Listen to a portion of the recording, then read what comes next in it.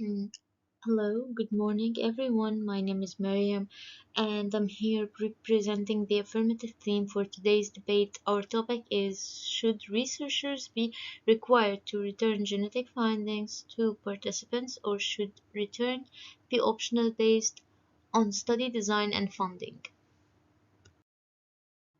To begin, our position is clear: researchers should be required to return genetic findings to participants. This practice is not just ethically sound, it's essential. It promotes participants' well-being, supports justice, and strengthens trust in the research process. In the next few slides, we will explore how each of these principles supports our stance. To know or not to know is not the researcher's choice, but the participant's right. We affirm that returning genetic results is not optional, it's ethical, equitable, and essential. Participants are the backbone of research. Without them, scientific progress wouldn't exist. They deserve transparency, respect, and the ability to make informed decisions about their health and lives. The return of genetic findings reflects core principles: autonomy, respect for persons, and scientific responsibility. This is not just a matter of choice, it's a matter of doing what's right. So, for our first constructive argument, which is ethical responsibility, participants have a fundamental right to access their own genetic data, especially when that data may have important health implications. Returning these findings in a way to honor autonomy and make informed consent truly meaningful, not just a formality. Foundational ethical frameworks like the Belmont Report emphasize respect for persons, which includes giving individuals access to information about themselves. Withholding results undermines these principles and risks turning participants into mere subjects rather than respected partners in research. Our second argument focuses on clinical relevance. Some genetic findings like BRCA1 or BRCA2 mutations are clinically actionable and can literally save lives. If we withhold this information, we may delay a diagnosis or worse, miss a critical window for prevention or early treatment. By returning these results, we give participants the chance to take proactive steps in managing their health, whether that means screening, lifestyle changes, or preventative care. This isn't just helpful, it's life changing. For our third point is that returning genetic findings builds trust in research. When researchers are transparent, it promotes public trust in science and encourages future participation. Sharing results show reciprocity. It tells participants that their contribution is respected and appreciated. This approach shifts the dynamic. Participants do not feel used, they feel valued. And in a time when trust in science is more important than ever, this kind of ethical engagement is not optional, it's essential.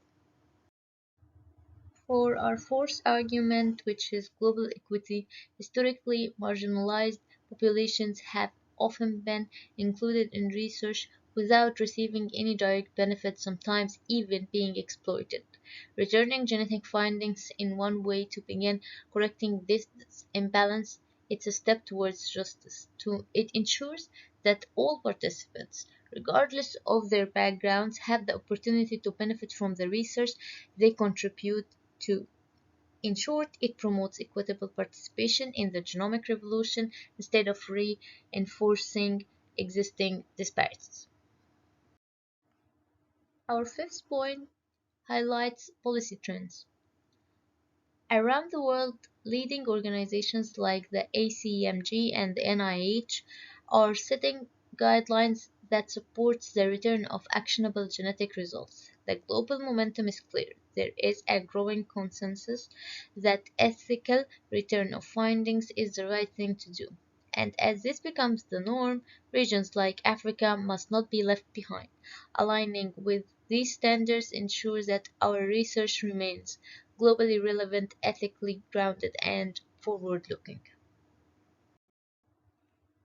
Here is the first rebuttal point: ethical versus psychological harm. A common argument against returning genetic findings is the risk of psychological distress. While this is a valid concern, it can be effectively managed through genetic counseling and support. What's more harmful is withholding information, and that undermines participants' autonomy. People have the right to choose what they want, to know about their own health. Ethical practice means empowering, not protecting people from information they are entitled to. Second pivotal point is research versus clinical. The traditional divide between research and clinical practice is becoming less clear, especially with advances in genomics. When research data has clinical relevance, researchers hold an ethical responsibility to share that information because it can directly impact patient care. Research should never operate in isolation. Real people's lives are at stake. Bridging this gap ensures that scientific discoveries translate into meaningful health outcomes. Third, third point is resource and practical limitations. While resource constraints are real, ethical responsibilities should never be optional because of them. There are practical ways to address these challenges, such as phased return models that gradually share results and prioritizing findings that are actionable and most relevant to patients.